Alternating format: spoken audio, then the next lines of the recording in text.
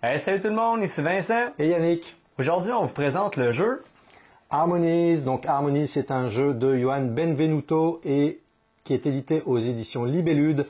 Donc Harmonies, c'est un jeu de placement de tuiles, de draft d'éléments et de scoring par objectif. Donc aujourd'hui, on vous présente une règle complète du jeu et on vous dit ce qu'on en pense. Donc on vous revient après le générique.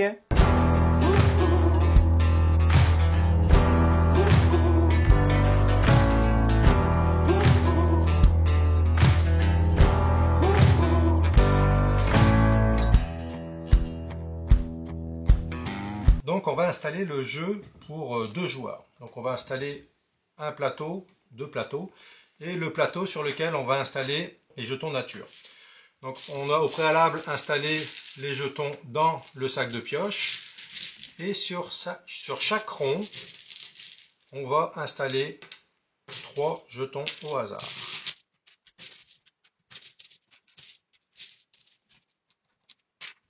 Voilà. Une fois que c'est fait, on va pouvoir désigner un premier joueur. Alors, dans les règles du jeu, le premier joueur, c'est celui qui a vu pour la dernière fois le paysage le plus magnifique. Ensuite, on va installer 5 cartes animaux. Puis on va mettre la pioche à côté. Donc, à son tour de jeu, le joueur va pouvoir choisir au choix 3 tuiles sur un des cercles pour pouvoir les placer sur son plateau de jeu. Donc le placement se fait au hasard, on peut les placer n'importe où sur son plateau. Ça c'est le choix obligatoire. Et ensuite il va pouvoir au choix ou prendre une carte animale et la placer au-dessus de son plateau, sachant qu'on ne peut avoir que maximum 4 cartes animales. Une fois qu'il y a une carte animale qui a été réalisée, on peut la mettre à côté de son plateau, puis on a possibilité d'en prendre encore une quatrième. Et une fois qu'on a installé la carte sur son plateau, on va y placer des petits cubes animaux qu'on va pouvoir retirer quand l'objectif de la carte va être réalisé. Donc par exemple ici, pour avoir le maximum de points qui est 16 points, on va devoir réaliser 3 fois ce symbole-là sur notre plateau. Sachant que un symbole peut être utilisé plusieurs fois pour réaliser l'objectif, mais évidemment, si on a déjà un cube animal sur un jeton, on ne peut pas en placer un deuxième. Dans cet exemple-ci, cette configuration-là, ne va pouvoir être faite que, par exemple, si on met un autre cube bleu ici, puisque évidemment il y a déjà un cube sur notre jeton bleu. Une fois que les 3 objectifs sont réalisés, on met la carte de côté. Ici on score maximum 16 points, donc si on en avait réalisé qu'un, on va réaliser 4 points, 2 10 points et 3 16 points, sachant que chaque carte a un nombre d'objectifs différents et puis un nombre de points maximal différent qu'on va pouvoir scorer tout au long de la partie. À la fin de la partie, on va faire le total de nos points de nos cartes animaux et le total des réalisations qu'on va pouvoir avoir fait. Donc on peut avoir chacun une petite aide de jeu qui va nous permettre de voir comment on va pouvoir placer nos tuiles. Donc on a 3, 4, 5 possibilités pour réaliser nos placements. Le premier, ce sont les arbres. Donc un arbre, je vais prendre les jetons du plateau pour la cause. Un arbre, s'il y a juste un tronc, ça ne score pas. Si on met 2 troncs non plus, ça ne score pas. Par contre, si on a juste un jeton vert, on va scorer 1 point. Si on a un tronc plus un jeton vert, ça va scorer 3 points. Et si on arrive à mettre 2 troncs et un jeton vert, on va scorer 7 points à chaque fois.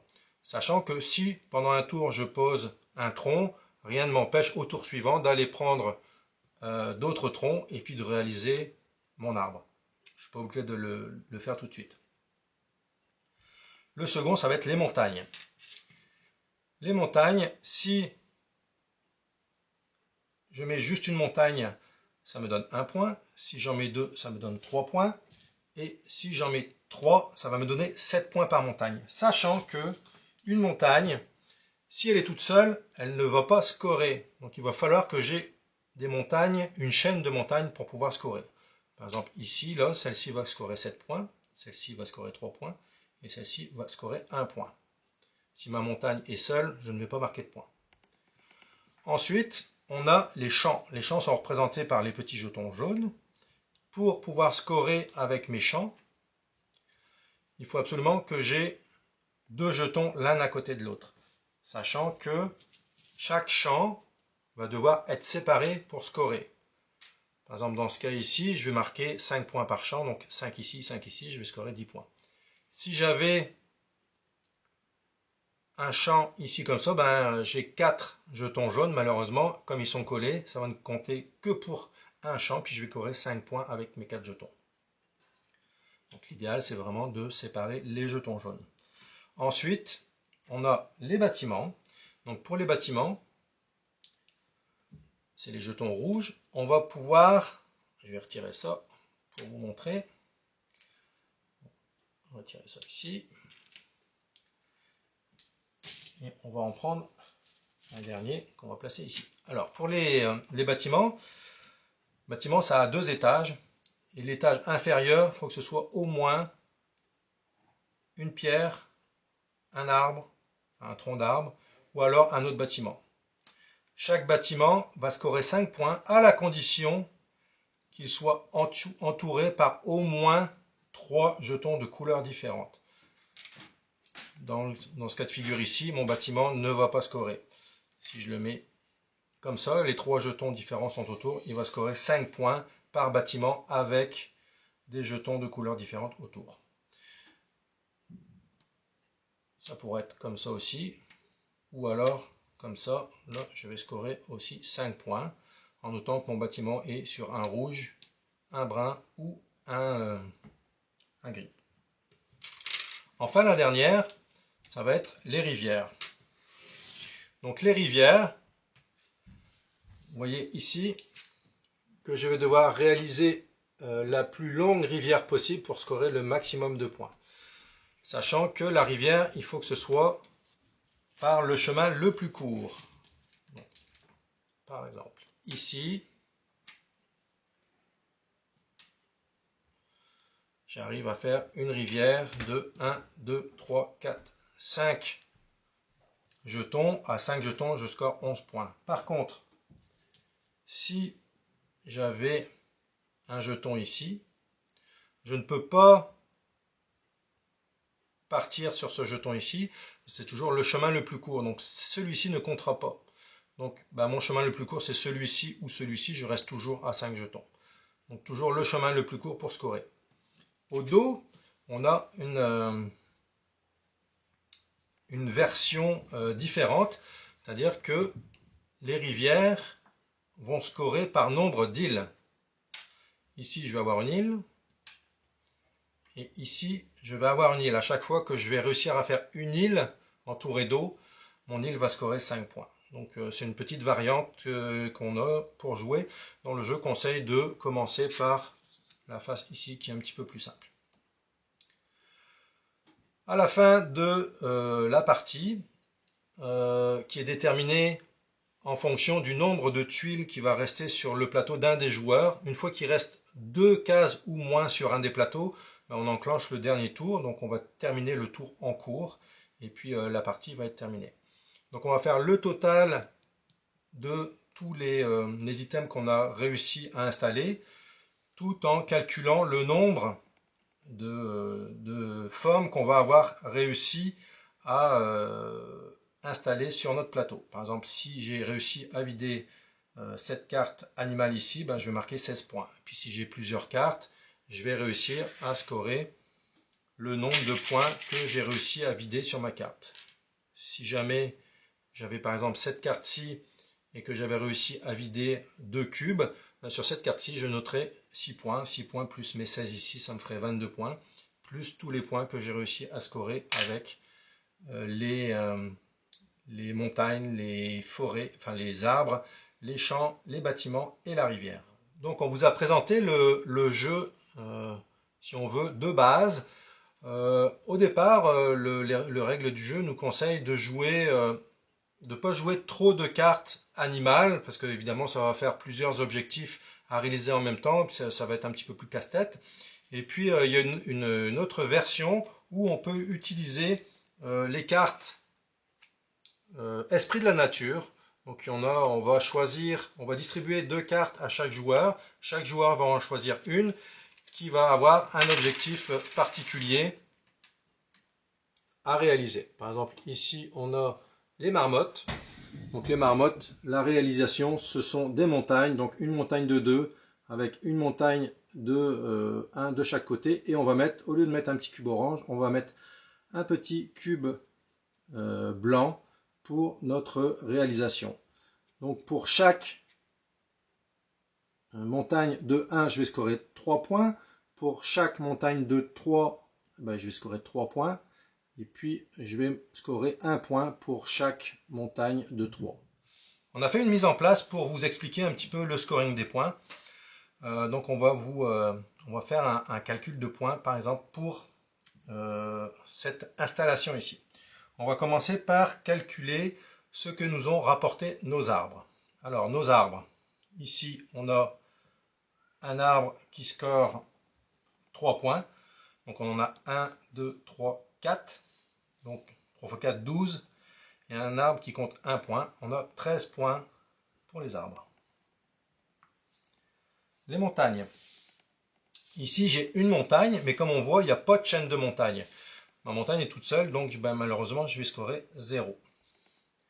Les champs. Donc, on disait qu'un champ, c'est minimum 2 jetons qui, si possible, doivent être séparés. Ici, on en a 1, 2, 3, 4, 5, 6, mais ils ne sont pas séparés, ils font comme une chaîne. Donc, mon champ va scorer 5 points pour un champ. Les bâtiments, il faut qu'ils soient sur 2 étages, donc celui-ci et celui-ci ne va pas compter. Ici, il est entouré par 1, 2, 3 couleurs. Mon bâtiment va scorer 5 points. Et ma rivière, 1, 2, 3, 4, 5, 6. Donc 6 jetons. Pour 6 jetons, ma rivière va scorer 15 points. On fait le total ici et j'arrive à 38 points. Les cartes animales. Donc j'ai réussi à placer des cubes en réalisant des objectifs. Par exemple ici, c'était 2 os plus un arbre. 2 os plus un arbre. 2 os plus un arbre. Vous voyez que les jetons ici vont compter pour le deuxième. Donc là, ici, je l'ai réalisé suffisamment de fois pour vider ma carte. Donc je vais noter 14 points pour ma première carte. Ici, ma carte, j'ai réussi à la vider grâce à ces symboles ici. Donc, je l'ai fait 2 fois. Ma carte me rapporte 18 points. Et ici, j'ai réussi à vider 2 cubes en réalisant 2 fois cet objectif ici. Donc, je score 4 points. Et ici, je vais scorer donc 36 points. Une fois qu'on a fait le total de nos cartes animales et le total de nos jetons, on va additionner les 2 scores. Et ici, je suis à 74 points. Celui qui a réalisé le plus haut score gagne la partie. Donc, on a vu un petit peu les règles de Harmonize. Vincent, on a fait une partie juste avant de faire cette vidéo là. T'en as pensé quoi de cette partie-là, toi? J'ai trouvé que Harmony, c'est un beau mélange en fait entre ce qu'est Azul et Cascadia. Oui. J'ai vraiment aimé le placement de tuiles ou le placement d'éléments où on n'a pas besoin de. C'est pas restreint en fait où on peut les placer. Des fois, tu es obligé de commencer sur le bord, tu es obligé de commencer à une place X. Là, tu peux les placer n'importe où. Au début, tu y vas à peu près, puis à force de prendre des objectifs, ça oriente un petit peu ta stratégie, puis il faut vraiment que tu prennes le soin de bien placer tes éléments pour être sûr de ne pas te bloquer sur le long terme. Des fois, on y pense pas tout le temps, on les place un point X, puis au fur et à mesure que le jeu avance, on fait ah non, j'aurais pas dû le penser là, j'aurais pas dû le mettre là. Ça, c'est dans la première partie.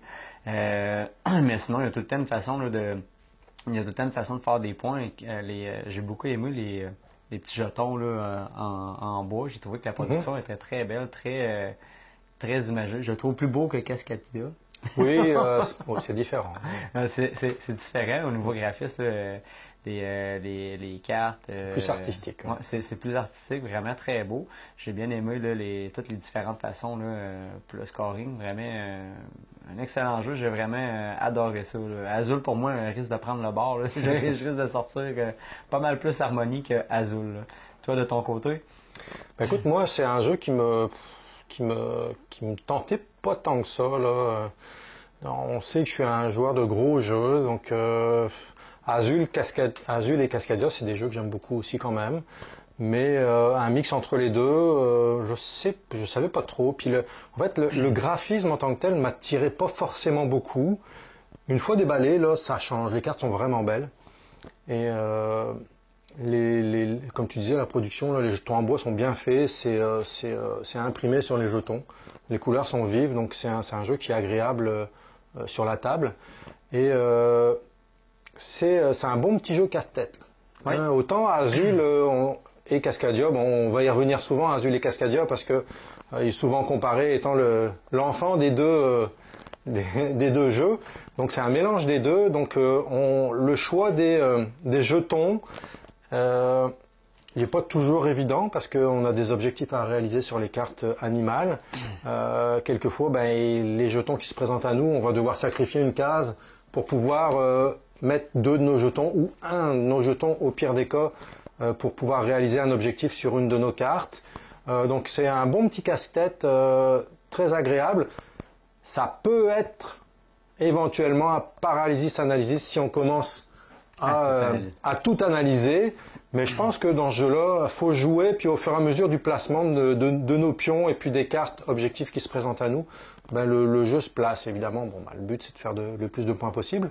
Mais je pense que des fois, il ne faut pas trop réfléchir, on y va sur un objectif, puis le jeton qu'on a en trop, là, on va de toute façon réussir à faire quelque chose avec, puisqu'on n'est pas obligé de le placer forcément à un endroit particulier, on va le placer où on veut. Donc éventuellement, on va pouvoir récupérer une carte objectif à un moment donné, puis faire quelque chose avec. C'est quand même très simple comme façon de jouer. Est-ce que tu as besoin de faire plusieurs parties avant de comprendre? Non, je pense qu'après 1-2 tours de jeu, on a compris comment ça fonctionnait. Mais pour le mec, ça va prendre plusieurs parties pour optimiser au maximum ta façon de faire des points. J'ai bien aimé, là, dans les règles, on n'en a pas parlé, mais il y a quand même une variante solo où tu peux te pratiquer pour faire un maximum de points. J'ai pas essayé cette variante-là, ça te permet de te pratiquer. C'est sûr que si tu te pratiques ça de ton coin, tu montes à des niveaux, tu risques de faire un très gros score versus les autres. Mais il reste que cette variante solo-là, c'est surtout pour te pratiquer, pour optimiser tes points là, le plus que tu peux. Là. Fait que non, un excellent jeu que j'ai trouvé à coup sûr que je vais acheter ça pour mettre dans ma ludothèque. Et probablement, là, pour certains, ceux qui cherchent des idées cadeaux là, pour Noël, là, oui, Harmonie, c'est pas un jeu là, qui prend 2 heures à jouer. Là. C'est quand même... c'est pas très long, comme on a expliqué tantôt, c'est environ 30 minutes. Et on peut jouer plusieurs parties. Est-ce que je vais passer toute la soirée à jouer à ça? Ben, probablement non, mais probablement je vais en jouer 1 à 3 pour voir jusqu'où je peux aller dans mes points. Tu peux enchaîner 2 parties facilement sans que tu sois tanné de jouer parce que de toute façon la configuration, les cartes vont être différentes, la configuration va être différente. Si tu joues avec les cartes esprit de la nature, ça va ajouter d'autres façons de jouer aussi. Donc non, vraiment il y a de la rejouabilité dans le sens, oui, ça va toujours être la même chose, les mêmes pions, mais la façon de placer ses affaires va être complètement différente, donc la façon de réfléchir va être différente aussi. Donc bien agréable. Je te dirais, le seul petit point négatif dans ce jeu-là, c'est on est un petit peu victime de la pioche des tuiles. Des fois, tu t'es allé dans un avenue, je sais pas, avec des arbres, puis là, finalement, ça sort pas, ou la façon que les tuiles sont sorties, ça arrive pas, les gens ont pris tes choses avant toi, puis des fois, tu te retrouves un petit peu bloqué, il faut que tu penses à un autre avenue. C'est sûr que si dans la partie, tu avais pris un avenue depuis plusieurs tours, puis là, à un moment donné, ça sort pas, là, ça se peut que ta partie se passe pas du tout comme prévu. Je dirais, tant mieux ce côté-là, parce que si tout était placé de façon optimale à chaque tour, il n'y aurait plus d'enjeu vraiment. Donc là, le fait que ça arrive des fois que la personne qui est devant toi va prendre les jetons que toi tu avais envie de faire, bah, tu dois te rabattre sur une autre option. Donc oui, ça peut être frustrant des fois, mais pas tant que ça, parce que comme je disais tout à l'heure, avec les jetons qu'on va prendre, on va toujours arriver à faire quelque chose avec. Oui, peut-être qu'on va faire moins de points, mais on va toujours réussir à faire des points. Donc, Harmonie, un jeu que je vous recommande fortement. Moi, de mon côté, la note que je lui donne, c'est un bon 8.5 sur 10 de mon côté. Là. À coup sûr, c'est un achat que vous pouvez aller faire, puis un très beau cadeau de Noël à aller donner cette année pour ceux qui aiment les jeux de société. Écoute, moi j'irais avec un bon 8 aussi, proche de ta note. C'est pas le jeu parfait, c'est pas les jeux sur lesquels je capote complètement, mais un jeu qui est facile à sortir et puis beaucoup de plaisir à jouer. C'est un jeu rapide, donc un 8 sur 10, ouais, belle qualité de jeu, puis très agréable à jouer. Donc, c'était Vincent. Et Yannick. Et on vous dit à la prochaine. Salut!